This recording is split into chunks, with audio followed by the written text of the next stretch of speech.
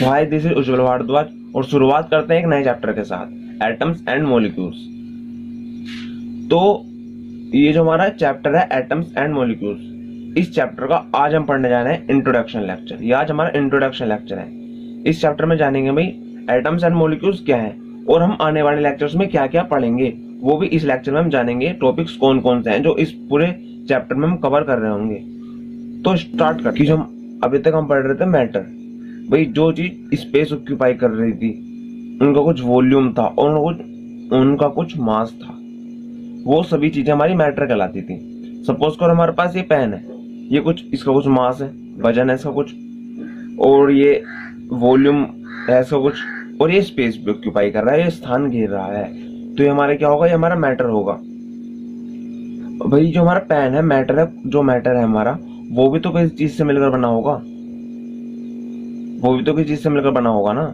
तो जिस चीज से वो मिलकर बना होगा उस चीज को हम एटम बोलते हैं। अब इस चीज को हम और डीपली समझते हैं। देखिए, अगर हम कोई भी मैटर लें, ये पेन लें, इसके छोटे छोटे पीस करें, छोटे छोटे पीस करते रहे इन्फिनिटी पीस, इसके इन्फिनिटी पीस कर दें हम, छोटे छोटे छोटे छोटे इसके छोटे छोटे टुकड़े हम कर दें, तो क्या होगा, एक समय ऐसा आ जाएगा, एक टुकड़ा ऐसा होगा जिसे हम और डिवाइड नहीं कर सकते।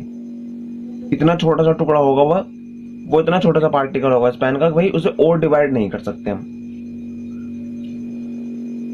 तो वही जिसे हम डिवाइड नहीं कर सकते, वो पार्टिकल जिसे हम डिवाइड नहीं कर सकते और फर्दर डिवाइड नहीं कर सकते, वही हमारा क्या कहलाता है, वही हमारा एटम कहलाता है। तो वही इसमें लिखा है, an Indian philosopher Maharshi Kanan postulated that if we go on dividing matter, यदि हम मैटर को डिवाइड करते चले जाएं, मतलब उसे छोटे छोटे टुकड़ों में तोड़ते चले जाएं, तो we shall get a smaller and smaller particle, तो हमें छोटे छोटे पार्टिकल्स मिलते रहेंगे, छोटे से छोटा पार्टिकल्स मिलता रहेगा।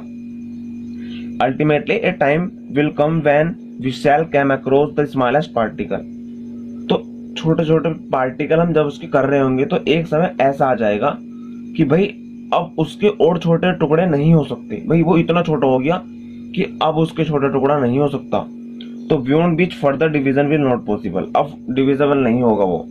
तो उसी चीज को हम क्या बोलेंगे, उसी पार्टिकल को जो अब छोटा नहीं होगा, जो जिसे हम फर्दर डिवाइड नहीं कर सकते, वही चीज हमारी क्या कहलाएगी, उसी को हम एटम बोलेंगे, जिसे हम हिंदी बोलते हैं परमाणु। भाई इस चैप्टर में तो हम यही पढ़ेंगे कि भाई एटम को फर्दर डिवाइड नहीं कर सकते, लेकिन भाई ये जो एटम की थ्योरी दी थी, ये दी थी डाल्टन ने, वो भी हम अभी आगे पढ़ेंगे। डाल्टन ने थ्योरी दी थी एटम की, तो उसने बताया था कि हम एटम को फर्दर डिवाइड नहीं कर सकते, लेकिन हमने फिर और डिस्कवरी में धीरे धीरे हमने पढ़ा कि भाई एटम को भी डिवाइड कर सकते हैं। तो फिर एटम के अंदर हमने देखा भाई एक ये पॉजिटिव चार्ज होता है, इस तरीके से हम न्यूक्लियस बोलते हैं, और इसके चारों तरफ इलेक्ट्रॉन रिवॉल्व करते रहते हैं, और इसके अंदर होते हैं न्यूक्लियस के अंदर न्यूट्रॉन और प्रोटॉन। तो मतलब एटम को भी हमने तीन उसमें डिवाइड कर लिया, मतलब तीन चीजें पाई गई एटम के अंदर, क्या, इलेक्ट्रॉन, प्रोटॉन और न्यूट्रॉन। जो हमारा इलेक्ट्रॉन होता है वो होता है फंडामेंटल पार्टिकल, उसे नहीं कर सकते बिल्कुल भी डिवाइड, इलेक्ट्रॉन से नीचे कुछ नहीं होता। तो बट इस चैप्टर में पढ़ रहे होंगे एटम्स एंड मॉलिक्यूल्स, भैया एटम वो होते हैं जो हमारे फर्दर डिवाइड नहीं हो सकते। वो डिस्कवरी बाद में हुई इलेक्ट्रॉन वाली, एटम के बाद में इलेक्ट्रॉन की डिस्कवरी हुई, लेकिन अभी तक हमारी एटम की डिस्कवरी है, हम एटम ही पढ़ेंगे इस चैप्टर में। तो इस चैप्टर के लिए आप इलेक्ट्रॉन को भूल जाओ कि भाई इलेक्ट्रॉन कुछ होता ही नहीं, बस आप समझे कि एटम होता है, एटम को हम फर्दर डिवाइड नहीं। तो भाई अब हम जान लेते हैं कि एटम्स और मॉलिक्यूल्स के बीच में डिफरेंस क्या क्या होता है। तो हमारे पास जो एटम है, सपोज करो हमारे पास एक आयरन की नेल है, मतलब क्या, हमारे पास लोहे की कील है। तो लोहे की कील क्या है, आयरन की नेल क्या है, ये हमारा एलिमेंट है। तो भाई आयरन की नेल जो होगी, लोहे की कील, वो एक एलिमेंट होगी। तो एक एलिमेंट जो होता है वो किस चीज से मिलकर बना होता है, मतलब एलिमेंट को अगर हम छोटा छोटा पार्ट करते हैं, एक ऐसा पार्ट करते हैं, उसका एक ऐसा पार्टिकल बना दें कि हम उसे फर्दर डिवाइड नहीं कर सकते, तो वो हमारे कहलाता है एटम। तो जो एलिमेंट होते हैं वो एटम से मिलकर बने होते हैं। भैया मॉलिक्यूल्स में क्या होता है, मॉलिक्यूल्स में क्या होता है, जैसे हमारा कार्बन डाइऑक्साइड है, कार्बन डाइऑक्साइड मॉलिक्यूल्स में क्या होगा, जैसे हमारा ये एग्जांपल ले लेते हैं अपना, carbon dioxide, carbon dioxide. Carbon dioxide क्या है, कार्बन डाइऑक्साइड क्या है, कंपाउंड है,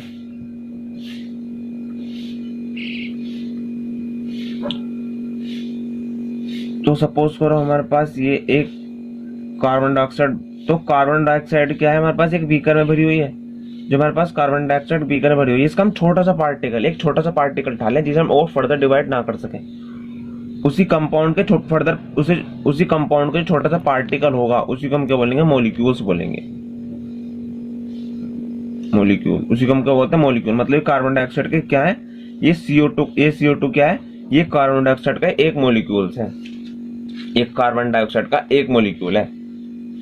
तो इसमें और फर्दर बहुत सारे कार्बन डाइऑक्साइड का मॉलिक्यूल्स होंगे इस तरह से। तो अब इसे फर्दर डिवाइड नहीं कर सकते हम इसके मॉलिक्यूल्स को। अगर हम इसे डिवाइड करा तो मॉलिक्यूल्स रहेगा नहीं, ये तो एटम बन जाएगा। ऐसे हमारी RNA में था, एटम में क्या था भाई, RNA थी, ये क्या थी, ये एलिमेंट थी। और इसे हम डिवाइड करते चले गए, इसका छोटा सा पार्टिकल हमने लिया ये RNA का, इसे हम बोलते हैं Fe। आयरन का फॉर्मूला होता है Fe। तो इसका हमने छोटा सा एटम, छोटा सा पार्टिकल लिया जिसे हम फर्दर डिवाइड नहीं कर सकते, और इसी को हमने क्या बोला, इसी को हमने एटम बोल दिया। और कंपाउंड का एक छोटा सा पार्टिकल जिसे हम फर्दर डिवाइड नहीं कर सकते, उसे बोला हमने मॉलिक्यूल। अगर भाई हमने देखा कि हम इसे डिवाइड करते हैं तो हमारा मॉलिक्यूल्स रहेगा नहीं, तो एटम बन जाएगा। पहले तो सपोज करो भाई हाइड्रोजन है, हाइड्रोजन की एक गैस है, तो वो भी क्या है, एक एलिमेंट है, जो बोलते हैं, इसका फॉर्मूला H है। अगर एक छोटा सा पार्टिकल जिसे हम फर्दर डिवाइड ना कर सकें तो उसे क्या बोलते हैं हम, एटम। तो हाइड्रोजन का एक छोटा सा पार्टिकल जिसे हम फर्दर डिवाइड ना कर सके उसे बोलते हैं एटम। मतलब एलिमेंट हमारे एटम से मिलकर बने होते हैं और कंपाउंड हमारे मॉलिक्यूल से मिलकर बने होते हैं। वही हमने क्या देखा, वही हमारा जो ये वाला एटम था, ये एटम था, और ये हमारे क्या था, पूरा एलिमेंट हाइड्रोजन। सपोज करो हमारे पास एक हाइड्रोजन गैस भरी हुई है एक कंटेनर में, हमारे पास हाइड्रोजन गैस है एक कंटेनर में, और दूसरी तरफ हमने ले लिया उसका एक सिंगल एटम। तो हमने देखा भाई सिंगल एटम की जो प्रॉपर्टी थी, इस एटम की जो प्रॉपर्टी थी और इस हाइड्रोजन की जो प्रॉपर्टी थी, वो इक्वल पाई गई। मतलब जो हाइड्रोजन की जो प्रॉपर्टी थी, जो हाइड्रोजन गैस के गुण थे, वही गुण हाइड्रोजन एटम के पाए गए। क्योंकि जो हाइड्रोजन गैस थी वो उसी चीज से तो मिलकर बनी हुई थी भाई, उन सब एटम को हम एक साथ मिला दें तो हमारी गैस बन जाएगी, तो हमारा हाइड्रोजन बन जाएगा ना। तो इसलिए जो एटम की प्रॉपर्टी थी वही हमारी हाइड्रोजन गैस की प्रॉपर्टी थी। और इसमें हम एक और एग्जांपल ले लेते हैं अपना वाटर का, ठीक है। सपोज करो हमारे पास ये वाटर है, तो ये वाटर एक बीकर में हमारा भरा हुआ है। तो भी इस वाटर का अगर हम छोटा सा पार्टिकल ले लें जिसे हम फर्दर डिवाइड ना कर सकें, H2O जिसे हम बोलते हैं, इसका फॉर्मूला होता है H2O। तो H2O क्या होगा, ये H2O क्या होगा, ये वाटर क्या है, कंपाउंड है, ये वाटर हमारा कंपाउंड है, ठीक है। तो ये H2O जो है ये क्या है, वाटर का मॉलिक्यूल है।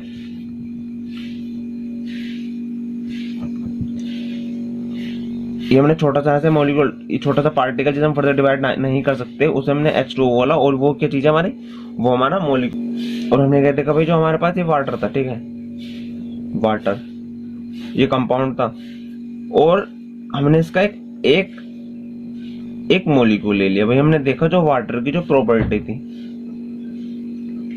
ठीक है, जो हमारे वाटर की प्रॉपर्टी थी, और जो हमारी एक मॉलिक्यूल था जो उसकी प्रॉपर्टी थी, वो दोनों आपस में इक्वल पाई गई,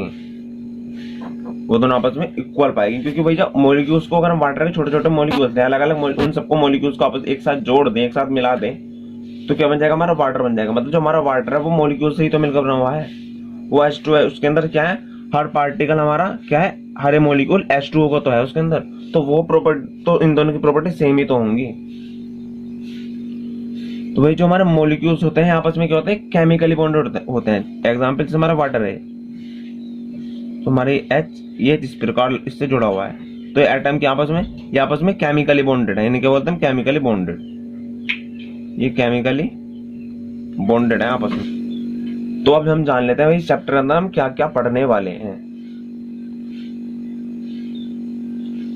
तो हम इसमें पढ़ेंगे भैया chemical, law of chemical combination. इसमें हम पढ़ रहे होंगे लॉ ऑफ केमिकल कॉम्बिनेशन, जिसके अंदर हम जानेंगे कि भाई एक तो कंजर्वेशन ऑफ मास और दूसरा हम जानेंगे डेफिनेट प्रोपोर्शन मॉडल लॉ। फिर हम पढ़ेंगे डाल्टन्स थ्योरी। भाई डाल्टन ने एटम के क्या थ्योरी दी, वो हम एटम, एटम क्या है और उसकी पूरी डिटेल। फिर हम पढ़ेंगे व्हाट इज मॉलिक्यूल्स, मॉलिक्यूल्स क्या होते हैं। फिर हम पढ़ेंगे व्हाट इज आयन, आयंस क्या होते हैं। फिर हम पढ़ेंगे हाउ टू राइट फॉर्मूला। वही जो हमारे पास जो वाटर है, वाटर का फॉर्मूला H2 है, इसका कार्बन डाइऑक्साइड का CO2 है, इसे लिखा कैसे जाता है, ये फॉर्मूले किस प्रकार लिखे जाते हैं, केमिकल फॉर्मूले किस प्रकार लिखे जाते हैं, वो भी हम आने वाले लेक्चर्स में पढ़ रहे होंगे। फिर हम पढ़ेंगे मोलिकुलर मास। हमारे पास भैया मोलिक्यूल्स है, वाटर का सपोज कर हमारे पास मोलिक्यूल है, इसका मास कैसे निकालेंगे हम। इसका मास क्या होता है, इसका मास 18 होता है, तो वो भी हम आपको निकालना सिखाएंगे कि 18 मास इसका क्यों होता है।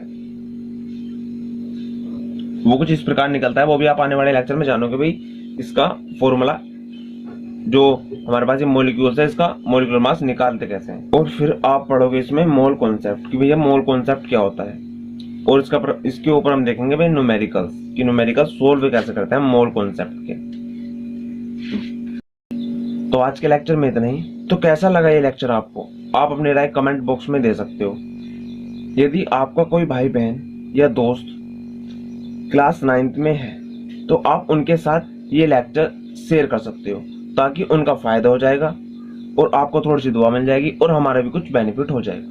लेक्चर से रिलेटेड यदि आपको कोई भी डाउट हो, ये जो हमने पहले चैप्टर कवर किए हैं उन चैप्टर से रिलेटेड यदि आपको कोई भी डाउट होता है तो आप अपने क्वेश्चन कमेंट बॉक्स में पूछ सकते हो।